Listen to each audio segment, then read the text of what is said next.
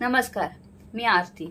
आरोग्य धनसंपदा या यूट्यूब चॅनलवर आपले खूप खूप स्वागत करत आहेत. आज आपण प्लासेंटा म्हणजेच वार या विषयावर जाणून घेणार आहोत.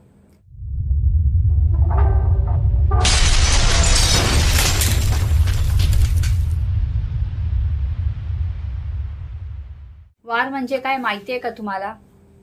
जेव्हा एखादी स्त्री गरोदर असते त्यावेळेला बाळाला जे पोषक तत्वे मिळायची असतात ते काय होतं, मी तुम्हाला हे एक पिक्चर दाखवते, त्यामध्ये तुम्हाला एक्झॅक्ट आयडिया भेटेल. इथे बघा, तुम्ही गर्भाशय बघितलंय, एक बाळ आहे, त्याच्यामध्ये वरच्या बाजूला तुम्हाला दिसत असेल, ठीक आहे, एक असं वार, मी तिथे म्हणून नाव दिलेलं आहे त्याला, वार किंवा प्लॅसेंटा दिसतोय तुम्हाला. त्याच्यामधून एक नाळ निघत आहे, बरोबर, एक नळीसारखा अवयव निघतोय, त्याला बोलतात अंबलिकल कॉर्ड किंवा नाळ. ती बरोबर बघा बाळाच्या बेंबीकडे अटॅच्ड आहे, ठीक आहे. जिथे वार अटॅच आहे म्हणजे वार जिथे चिपकलेला आहे त्याला गर्भाशय बोलतात. गर्भाशयाचं आतील आवरण आहे ते आईच्या, बरोबर आहे. तर अशा पद्धतीने जो वार आहे आज आपण त्याच्याबद्दल माहिती करून घेणार आहोत, ती काय आहे. हा जो वार आहे ना, तो एक तात्पुरत्या स्वरूपाचा अवयव असतो. जेव्हा प्रेग्नन्सी राहते तेव्हा 12व्या आठवड्यानंतर, प्रेग्नन्सी राहिल्याच्या 12व्या आठवड्यानंतर हा वार काय तयार होतो, ठीक आहे. आणि जसं गर्भाशय वाढतं ना तसंच तो वार हळूहळू वाढत जातो, ठीक आहे. हे एक गोष्ट तुम्ही लक्षात ठेवा, ठीक आहे. हा जो वार आहे ना तो एकदम स्पॉन्जी असतो आणि आपलं ताट कसं असतं तसा डिस्क शेप आकाराचा असतो, जो आपल्या गर्भपिशवीच्या आतील आवरणाला चिकटलेला असतो. आणि जो वार आहे आणि बाळ आहे ते एका नळीसारख्या अवयवाने दोघांना चिकटलेले असते, ठीक आहे, कनेक्टेड असते. त्यालाच अंबलिकल कॉर्ड असं बोललं जातं. इथे एक मी तुम्हाला चित्र दाखवते की साधारणतः आपली जे वार आहे ती कशी दिसते, ठीक आहे. याला ना जेव्हा डिलेव्हरी झाल्यानंतर काय होतं, पहिले तर बाळ काढलं जातं, ठीक आहे, नंतर ही वार काढली जाते, ठीक आहे. तर ही जी वार आहे ना त्याला दोन साईड असतात. जिथे अंबलिकल साईड आहे ना, अंबलिकल कॉर्ड जोडलेला आहे, त्याला बोलतात फिटल सरफेस, ओके. आणि जे आईच्या बाजूला चिकटलेला आहे ना पार्ट, त्याला बोलतात मॅटर्नल सरफेस. असे दोन सरफेस असतात. आता आपण बघणार आहोत ही वार कशासाठी आहे, ही वार काय कार्य करते. तर पहिलं जे आहे, पोषक तत्वे असतात ना ते पोहोचवण्याचं काम करते. ही जी प्लासेंटा आहे किंवा वार आहे ती काय करते, आई जे पौष्टिक आहार घेते ते बाळापर्यंत पोहोचवण्याचं कार्य करते.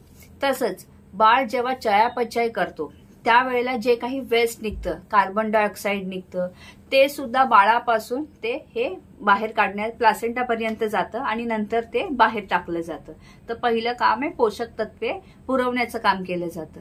तसेच दुसरं जे कार्य असतं, हार्मोन तयार करण्याचं काम हे प्लासेंटा करतं, ठीक आहे.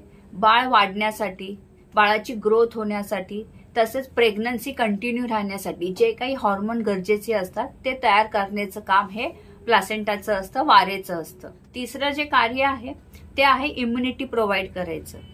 जे काही अँटीबॉडीज असतात ते आईकडून बाळाला पुरवण्याचं काम हे प्लासेंटा करतं. त्यामुळे काय होतं, बाळाचं खूप साऱ्या आजारांपासून संरक्षण होतं.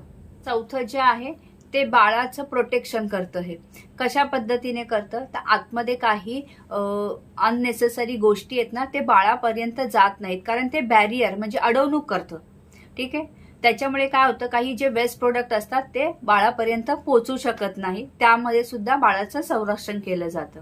बाळाचं काय होतं, काही इन्फेक्शन असतात, जसे घातक मेटाबोलायझिंग सबस्टन्सेस असतात, त्याच्यापासून त्यांचं संरक्षण केलं जातं.